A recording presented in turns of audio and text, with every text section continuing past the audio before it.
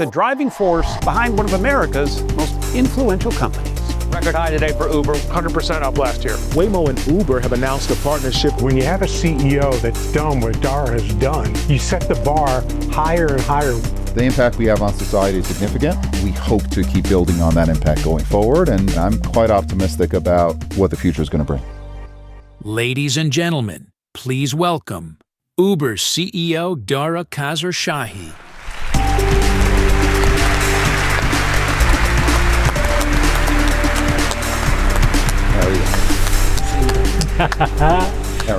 Good to see you. All right. Dara, I wasn't sure if you were aware, but I was an early investor in Uber. I've heard you say it once or twice. And I'm curious how my investment's doing. I don't know. Okay, based on today? Today's looking pretty good. Yeah. Autonomy is the discussion I think everybody wants to have in the timeline. How many partners does Uber have in autonomy today? So we have over 20 partners across both mobility and the delivery business. I'd say mobility now is in the field as we speak. Obviously, we've got a partnership with Waymo, who is, I think, the best of the best in Atlanta and Austin. But there are a number of other players that we are partnered with, a number of Chinese players. Autonomy in China is hitting the big time, and a lot of these companies that want to expand outside of China we're partnering with. And then in the US, even in the second half of this year, we will have a couple of partnerships kind of hit the road in Texas, and then in Europe and the rest of the world. So you will see, we've announced a bunch of partnerships. We're doing a ton of work with these partners. You'll see these cars hit the road with safety drivers eventually, and the safety drivers will come out this year, and then especially going into next year, we're going to have a significant number of cars on the road. How many people in China have level 4, no safety driver today? And what's your assessment of those companies and their safety record? You know, it's a different market, obviously. So there are Baidu, WeRide, Pony are all on the road today, no safety driver. We are partners with all of them. Their capabilities are amazing. You can imagine driving in China in these big cities is quite a complex undertaking. They take safety just as seriously as the Western companies do. So I think their safety record is excellent. Ultimately, we think autonomous can be both superhuman in terms of safety and can save millions of lives over the course of time on the road, and over a period of time, as the cost of especially the hardware stack comes down, we think that it can bring the cost of mobility down and make mobility on demand available to many, many more people than it is now. So it's going to be a very big kind of market expander for us. So that was the debate, Dara, that maybe kind of exploded a little bit on X between you and Elon, where you guys, I mean, very respectfully, just debating the pros and the cons. Maybe just set it up for the folks in the audience, the difference between Elon's approach and the Waymo approach, and maybe the relative pros and cons as you see it. Yeah, I mean, I think they're the ones building the cars. Yeah. So I'm, to some extent, a very, very, very interested bystander. But the way that I put it is, Elon's approach depends on excellent software to do a bunch of the heavy lifting. In that, there's some, early on, whenever you're building product, there may be some cheat codes that you undertake. So for example, you could call it cheat codes or, good engineering. Some of the things you see in early systems is, one is camera, radar, LiDAR, so multiple sensors, redundancy on the sensor stack to make sure that your perception algos are seeing the world as it really is. Elon is doing camera only, tougher on the software, cheaper for the hardware, okay? Second, I would say big difference is many of the players use HD maps. And what HD maps do is essentially you map out an area so that it's much easier for the software to determine what are permanent aspects of a certain view. The lines on the road, traffic lights, etc. Because of the HD maps, it's very, very easy for that piece of software to determine what's permanent and then what's impermanent, vehicles, people, etc. So it makes the job of the software much easier, to figure out what's going on and then determine what to do. Elon's approach doesn't depend on HD maps, and again, it makes the job of solver harder. And then the other, I would say, significant factor is the compute. So when you look at the compute and many of the other players, the compute in terms of flops and memory, et cetera, in the back of the car is pretty expensive, pretty extensive. And I think Tesla's approach is with a much tighter compute stack.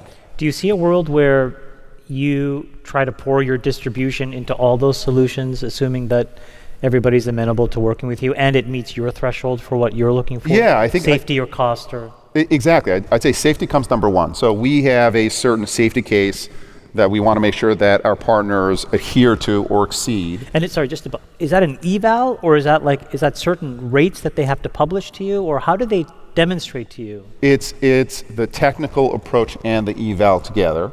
And listen, it is a dialogue, right? Because different people take different approaches to safety. We want to make sure that if it's showing up on the Uber platform, it is as safe can be. And our definition of safety is multiple times safer than a human being, which is achievable. Waymo is showing that it's achievable. Many of the Chinese players are showing that it's achievable as well. So if it meets our safety criteria and the economics are attractive, and the economics as the cost of hardware comes down, LiDAR was $20,000-$30,000 a pop like 5-6 years ago. Now solid state LiDAR is $300 to $500 a pop. So the cost of hardware is coming way down.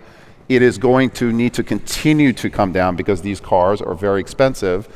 Then we'll do business with them. We want to be the platform, and we want to essentially help the entire AV ecosystem thrive. And we think there's enough economics for the network player to have a great business, and the software providers and the vehicle owners to have a great business. And then obviously there's fleet operations in terms of housing the cars, recharging the cars, all of the kind of in the world work that's necessary as well. When you're going to get to a tipping point, I'm going to assume, in driver miles, let's say, where one of the most interesting things that I've thought of is, could you tell a city how it should actually be designed for optimal traffic? So we work, I wouldn't say for optimal traffic.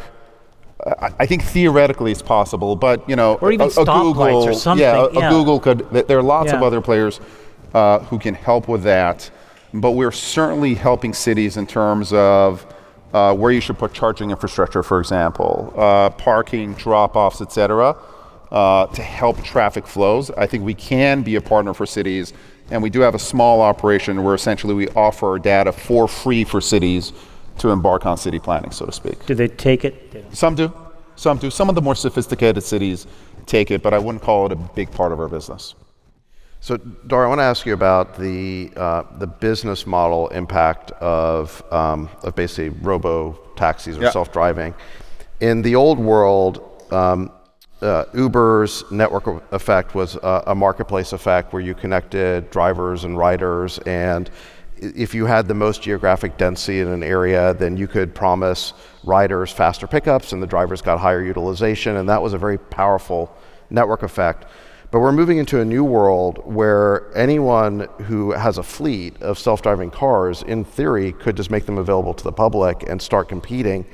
How do you see that impacting your mode? And do you have to go from being an asset-light business to now owning all these cars and deploying them? And is that a good thing or a bad thing for your business? So How do you think about this? I think that the same economics apply, right? Which is, if we have that fleet owner is not going to have as many vehicles available in a certain market than, let's say, a network like ours. And we will have a hybrid network. We're going to have humans and autonomous cars together, and that's going to continue for a while. The autonomous machines aren't going to replace all humans, at least for the foreseeable future. So for us, if you're a part of our network, you are going to get more requests than the player who's doing a standalone, because we already have the demand. The request is going to come from much closer. So instead of pickup who's 15 minutes away for a 10-minute ride, you're going to get a pickup that's 3 minutes away for a 10-minute ride. So the utilization in terms of the revenue generating miles as a percentage of total miles driven is much, much higher on our network. So the player that, if you have fleet player A who's going direct, standalone, fleet player B who's working with us, fleet player B will have much more business, will have many more miles that are creating revenue as a percentage of the total miles driven. And as a result, each of their cars are going to get much more revenue per car per day than the fleet player who isn't working with us. So, that ultimately is, even if you think about Uber Eats, right? There's this drama which is, hey, do you go direct only or do you work with a marketplace? And the fact is, every major food player, McDonald's, has a direct channel. But they have a box, and they want that box to create as much revenue as possible. So they have a direct channel, and they work through our marketplace, DoorDash marketplace, other marketplaces as well, because that's how you drive utilization. And so I think that most of these players, there are going to be some players like a Waymo, like a Tesla, who can build their direct channel, but we think if they want to drive maximum economics out of these really expensive cars for now, they're going to also want to work with us. Do you think you will need to buy and deploy your own fleets, or can you rely purely on third-party fleet owners? So I think that there's going to, ultimately, if you look at the end state, I think all of these cars are going to be financeable. So if you look, again, in the hotel business, I used to be in the travel business, a Hilton or a Marriott, who's the brand, doesn't own any of their hotels. Those hotels are owned by financial-only players. And I think 10 years down the line, there are these things called REITs, real estate investment trusts. You're going to have fleets. You're going to have financial owners that own big fleets of cars that are on our network, maybe on other networks. The new Hertz, the new enterprise kind of a thing. I'd say it's going to be more financial players. So it's not, Hertz and Enterprise are operators. Okay. These are going to be like pure the Blackstones of the world, and they own fleets, and they're just trying to monetize those fleets as much as possible. That's the end state.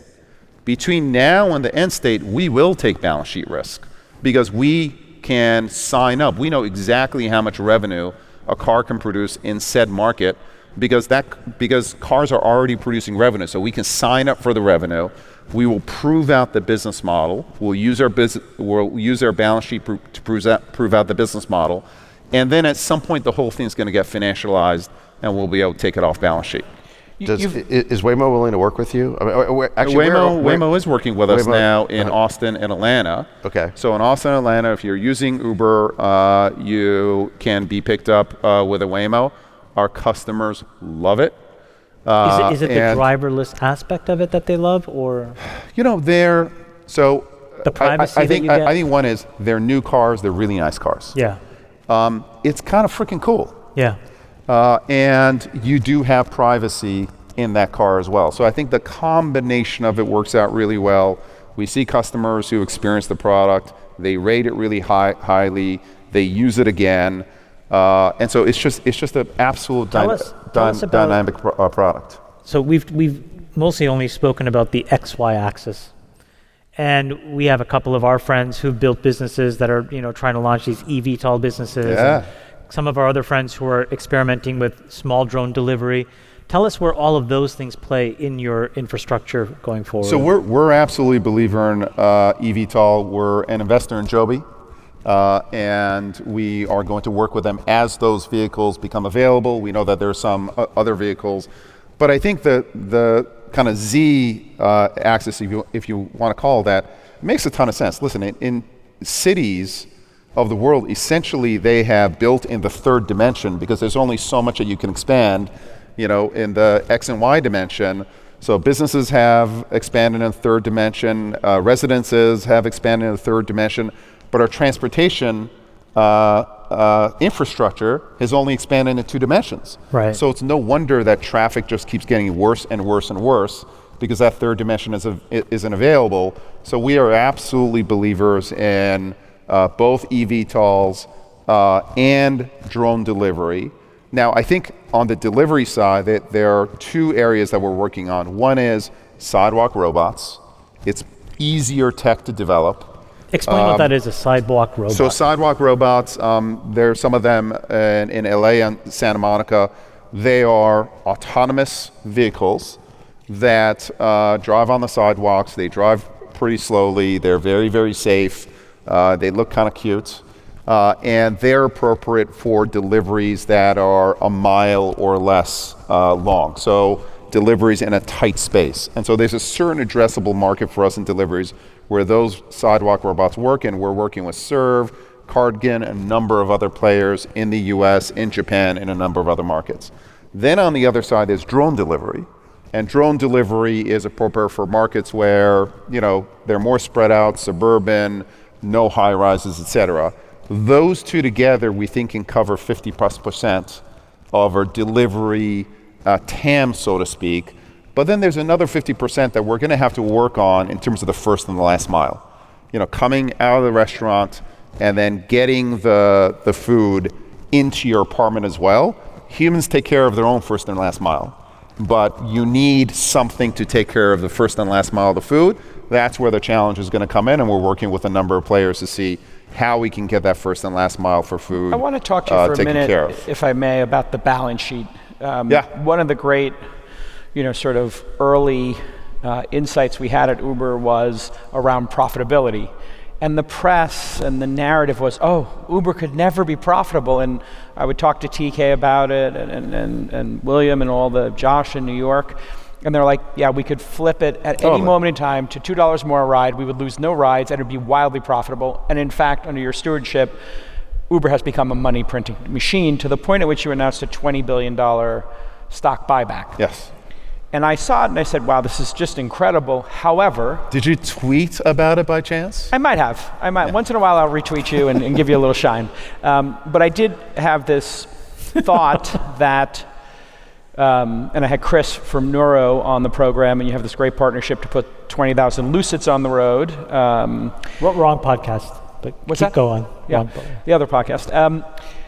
And so I'm wondering how you think about the war chest, the money printing machine, and deployment of that asset. How do you decide $20 billion stock buyback versus putting $300 million into Neuro? Or we had Travis on the podcast, and he said he's had many opportunities to look at things like Pony, which has been in the press, and it would be pretty great to have the original founder maybe, I don't know, you've got a couple of billion laying around, and maybe help him have Pony come to the West. So how do you think about deploying that capital in order to, continue to grow from, where are we at? 1% of rides globally are ride sharing approximately? A little more, but it's between 1% and 2%. It's a very low number. It's clear it's going to go to 20 with autonomy. Definitely. And so if we all believe that, and that's obvious, is that the best use of the capital? How do you make that decision? So I think the good news for us is it's not either or. We can walk and chew gum at the same time. In the past 12 months, we've had over $8.5 billion of cash flow. The business is growing, top line, 18%, bottom line, 35%. So that cash flow is going to grow by a lot over the next 3 to 5 years. And we announced the 20 billion buyback because in looking forward to areas in which we could invest aggressively, for example, in AV, because it's an enormous opportunity, whether it's vehicles or fleets, etc. We are very comfortable that we've got enough capital to be super aggressive there appropriately, and at the same time buy back our stock. There's a great company we know of. Management team can get a little better, but they're okay, and we think it's a great deal. So it's not an either or. It's an and for us. And we're lucky to be in that position at this point. You have a very big business in Uber Eats. Yes. It competes with folks like DoorDash. Mm-hmm. When Travis was on the pod a few weeks ago, maybe a month ago, he talked about sort of the robotization of food and all of that. Can you just talk to us about your vision of where all of that stuff goes to? And so we actually work with Travis and his Cloud Kitchens business. He's also built a restaurant tech business in Otter as well. And I do think that any food business that is not deep in delivery is going to lose share, period, for the foreseeable future. So every single player, food player, grocery player, even now retail player, has to get into delivery and has to get into on-demand delivery. Otherwise, they're kind of missing the most attractive segment of consumers out there. And I think as the cost of labor is going up, All of these businesses are investing increasingly in roboticization. It's not something that we are getting into, but as more food, healthy food, delicious food becomes more available, lower prices, then our delivery business kind of will benefit along with our partners. I'm hearing consistently from you, and you can just tell me if this is wrong, that you are becoming increasingly an asset-light, highly liquid distribution network. Like you have this incredible network effect, you have these hundreds of millions, maybe approaching 1 billion users, and you can just pour them into all of these things. We bring demand to the assets that are driving the movement of people and things and food and grocery, and these are all asset-heavy businesses. So the next incremental piece of demand that comes from our network is incredibly valuable for them. And we can do so staying largely capital light. At the same time, to the extent that I can use my capital to invest in the AV ecosystem or fleets, et cetera, we can also do that. There's one company that wants to go on its own. A friend of ours runs it. I think that you probably have had some conversations, obviously publicly you have. What's the best pitch to Elon to put 100,000 robotaxis into the Uber fleet while still doing his own, because his app is doing spectacularly well and the pilots are doing well, so he'll obviously figure it out. But what's your best pitch to him to joining the Uber network? I think, listen, the pitch is simple, which is if you're looking to maximize the revenue of those robotaxis today, we are your ticket to the maximization of that revenue. To the extent that you're looking to have these fleets owned by people, kind of the digital shepherds, which is an amazing vision that Elon has, to the extent that those owners are not able to monetize their assets on the Uber network, they will under-monetize, and if there's a competitor who is offering those vehicles to be on the Uber network, the monetization of those vehicles are going to be superior, and those digital shepherds are going to go elsewhere. So I think that is the pitch, and again, Elon is, he kind of believes in full stack. Yes. And he's proven it. And I think that this market is large enough for there to be multiple winners. Clearly. But in the end, to the extent that, we would love to partner with them, but at this point they're looking to go it alone, and I think the market is large enough to carry a number of winners in this ecosystem. I want to ask you a tough question about humans. I was talking to Will Barnes, who ran originally Los Angeles and then half of the country for Travis. And Will Barnes had a pretty amazing insight, which was, in the early days we had humans protesting humans competing for the taxi drivers versus the rideshare drivers. In China, in Wuhan, in fact, there's been a lot of civil unrest, and they're talking about limiting the number of licenses for self-driving cars because of the disruption that would happen if young men who have those jobs are not able to have a job. And we saw the Waymos get called to their death here in Los Angeles, and that was a pretty clear message as well. How do you think about that group of people losing their jobs, these drivers who built the Uber network, who built Lyft, who built DoorDash, and China's overwhelming concern about this, because these are robots taking human jobs, and there's there's a lot of discussion about this, and I think maybe in the tech industry we don't talk about it head on. I think, listen, it's a big issue for AI in general, and job displacement. You see it with younger graduates as well. I think for us, at least for the next 5 years, the number of robot cars coming onto the platform are not going to be displacing people, because the platform is just growing so quickly that we can very easily take that demand. And there is a natural turnover of our driver base.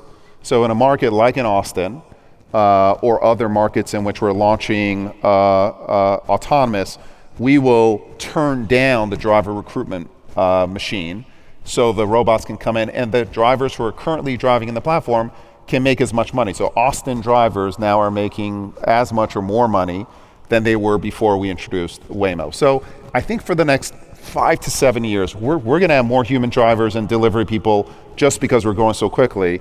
But I think 10 to 15 years from now, this is going to be a real issue. And Jason, I don't have a neat answer for it. Now we're finding like other kinds of work. We've got drivers and couriers, labeling AI labels and looking, we have a whole Uber AI solutions business. So we're essentially, one way to look at Uber is we are a platform for work, and transportation is the first kind of work. And now we're expanding into other kinds of on-demand work as well to be able to adjust the kind of work available to people who want to earn on our platform. But I think long-term, this is a big, big societal question that we're going to have to struggle with, and lots of others are going to struggle with too. Absolutely. All right. Thank you very much. Great Thank you. Really appreciate it. Thanks, guys. Great. Crushed it. Thank you, my brother.